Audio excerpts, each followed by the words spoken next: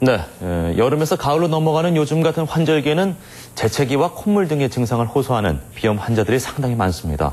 어린이 비염의 경우 치료를 하지 않고 계속 방치해두면은 학습 부진은 물론이고요, 성장 장애까지 일으킬 수 있다고 하는데, 오늘 건강 365에서 이 어린이 비염의 한의학적 치료에 대해서 알아보겠습니다.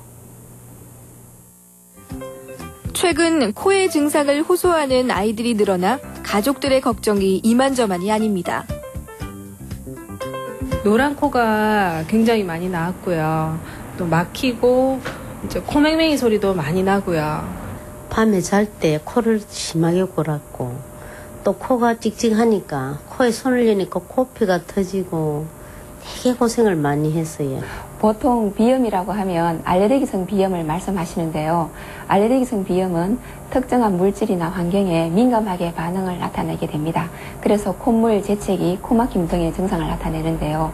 또한 급성으로 갑자기 감기에 걸렸는데 콧물, 코막힘 등의 증상이 나타나는 급성 비염도 있고요. 또 만성으로 만성 비후성 비염, 비축성 비염 등 여러 가지 종류가 있습니다. 이렇게 종류는 다양하지만 한의학적으로 봤을 때는 이 비염은 폐가 차가워져서 그 기능이 약하게 되면 작은 자극에도 민감한 반응을 나타내게 되어서 비염이 된다고 봅니다. 즉 한의학에서는 비염을 폐의 기운이 허해져 찬 기운으로 변했을 때 발병한다고 보고 있습니다. 또 정신적 스트레스와 과음으로 간의 기운이 원활하게 돌지 않으면 폐의 기운이 건조하고 음기가 부족해져 비염 증상이 악화된다고 합니다. 비염 치료의 포인트는 폐 기능을 원활히 해서 면역성을 증강시켜서 코가 제 기능을 할 수 있도록 하는 것이 목표입니다. 그래서 내부적으로 한약으로 폐의 기능을 강화시키는 한약 처방을 하고요. 외부적으로는 코 점막에 직접적으로 한약제를 도포해서 코 점막을 강화시킵니다. 또 침과 뜸으로 폐의 경락을 활성화시키는 방법을 쓰고요. 또 이렇게 내 치료와 외 치료를 동시에 함으로써 외부 자극에도 강한 저항성을 길러주게 하는 근본 치료가 되는 비염 치료를 합니다. 어린이 비염은 증상이 비교적 경미해서 조기에 치료를 하면 빨리 나을 수 있습니다.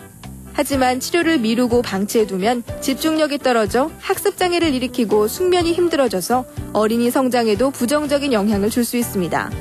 또 비염이 만성화되면 축농증이나 천식, 중이염 등 합병증까지 동반되기도 합니다.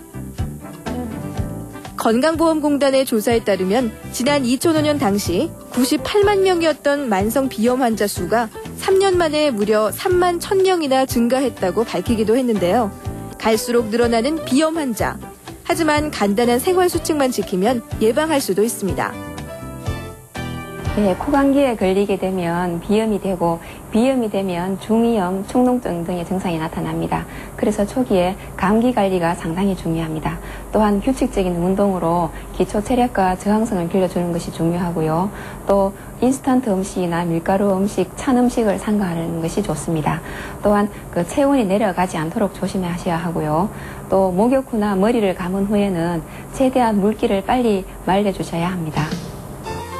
비염은 콧물과 재채기와 코막힘, 가려움 등의 증상이 나타나는데요.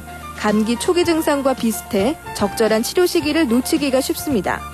그러나 둘을 구분하는 방법은 의외로 간단한데요.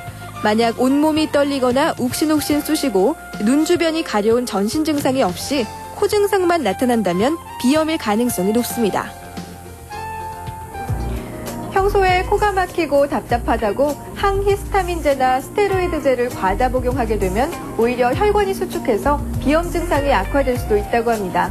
따라서 비염에 대한 근본적인 치료로 우리 아이 건강을 지켜야겠습니다. 건강 365였습니다.